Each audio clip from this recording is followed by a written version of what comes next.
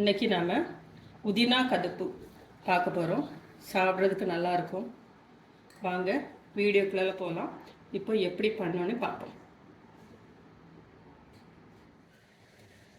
இப்போ இதுக்கு நம்ம 2 கப்பு இட்லி அரிசி இதை நல்லா வாஷ் பண்ணி ஒரு 4 மணி நேரம் ஊற வச்சுருங்க. 2 கப்பு இட்லி அரிசிக்கு 1 டம்ளர் உளுந்தம்பருப்பு. வெந்தயம் எதுவுமே கிடையாது, உளுந்தம்பருப்பு மட்டும்தான். இதையும் நல்லா வாஷ் பண்ணி 4 மணி நேரம் ஊற வச்சு இது ரெண்டும் ஒன்றா அரைச்சிக்கிடுவோம். உளுந்து நல்லா பொங்க ஆட்டி எடுத்துடுங்க. நல்லா நைஸாக ஆட்டிடுங்க. அரிசியை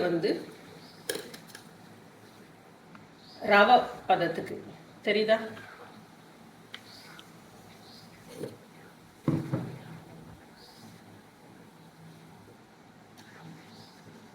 நம்ம ரவை எப்படி இருக்கு இதே பதத்துக்கு நீங்கள் அரைச்சிடுங்க. நைஸாக ஆட்டிடாதுங்க. இந்த ரெண்டும் இப்போ உப்பு போட்டு மிக்ஸ் பண்ணி வச்சுக்குவோம். தண்ணி அதிகப்பட்டுறாமல் திக்காவே ஆட்டிடுங்க. தேவையான அளவுக்கு உப்பு போட்டாச்சு. இதை நல்லா மிக்ஸ் பண்ணி 8 மணி நேரம் புளிக்க வச்சுருவோம்.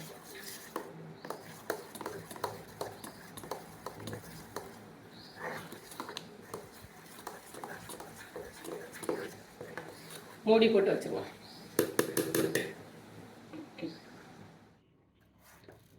மிக்ஸி ஜாரில்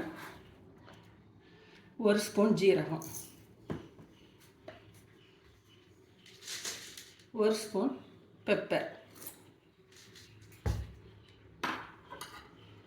கட் பண்ணி வச்சுருக்கிற இஞ்சி, 1 இஞ்சி சைஸுக்கு, 2 பச்சை மிளகாய். இது இவ்வளவும் நல்லா அரைச்சிட்டு வந்துடும். அரைச்சிருக்கிற ஜீரகம், மிளகு, இஞ்சி, பச்சை மிளகாய் பேஸ்ட்டு இதில் ஆட் பண்ணிடலாம். நம்ம வடைக்கு ஊற வைக்கிற மாதிரி ஊற வச்சு எடுத்த 2 ஸ்பூன் கடலை பருப்பு இதுவும் இதோட ஆட் பண்ணிடலாம்.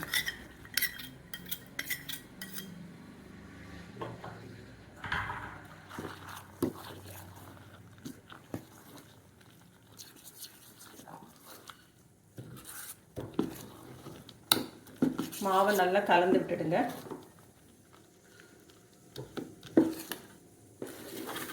வாழை இலை எடுத்துடுங்க. வாழை இலையில் மாவை விட்டுருவோம். இதை அப்படி மூடி வச்சிடலாம்.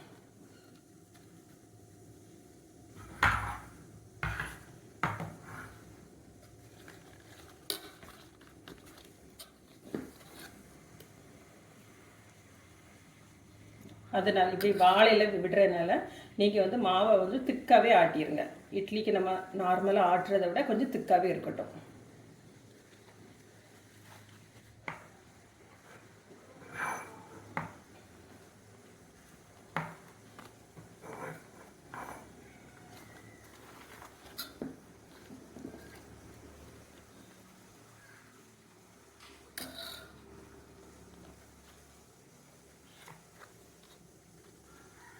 வாழையிலே லேசாக தீயில வாட்டிட்டு வச்சிங்கன்னா கிழிஞ்சு போகாது.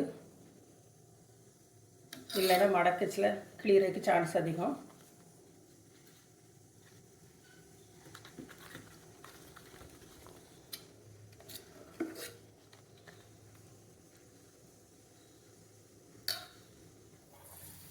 பாத்திரத்தில் அடுப்பில் வச்சுட்டு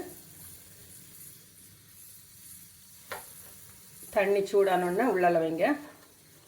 இதை உள்ளால வச்சு மூடிடலாம். ஒரு 10 நிமிஷம் இப்படி ஸ்டீம் ஆகட்டும். 10 நிமிஷம் ஆயிட்டு இப்போ திறந்து பார்க்கலாம்.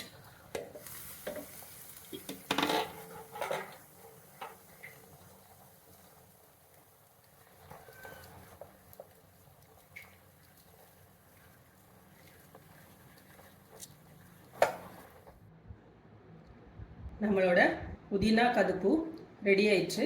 இதேமாரி நீங்களும் செஞ்சு பாருங்கள். செஞ்சு சாப்பிட்டு பார்த்துட்டு எப்படி இருக்குன்னு ஃபீட்பேக் கொடுங்க. சாப்பிட்றதுக்கு ரொம்ப நல்லாயிருக்கும்.